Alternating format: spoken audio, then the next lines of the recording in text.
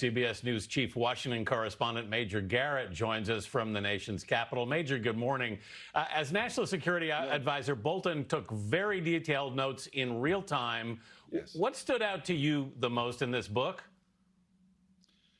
Well, the political argument is going to be about China because the Trump campaign has already started attacks against former Vice President Joe Biden, presumptive Democratic nominee, is weak on China. And Bolton's revelations about the very deeply transactional sense that President Trump has about the direction of his administration with China, I think will be politically damaging in the immediate aftermath of this book.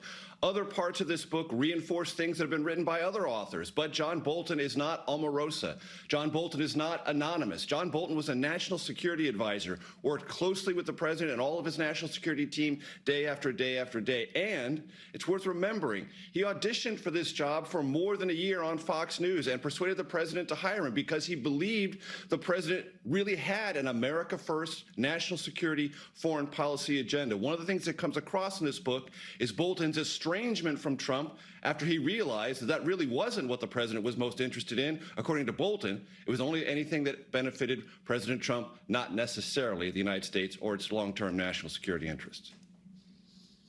As Paula pointed out, Major, half a dozen news organizations already have this book. The copies have been printed. What's the point of the Justice Department trying to block it now? Well, in the language of our times, it's performative. It has almost no legal justification behind it. It is slapdash in its origins because it misspells key words in the document on this temporary restraining order, and the book's already out. And the Justice Department could have done this months and months earlier if it was genuinely concerned about the national security implications of all this. One other thing to keep in mind, Anthony, we've got to keep this in mind. Right now, the Trump Justice Department is suing to block a national security advisor, John Bolton, from publishing a book he says is the truth about his interactions with President Trump. At the same time, the Justice Department is asking a federal judge to vacate the guilty plea of another national security advisor, Michael Flynn, who lied to the federal government about what he did on behalf of President Trump. Try to keep that logic in mind if you can.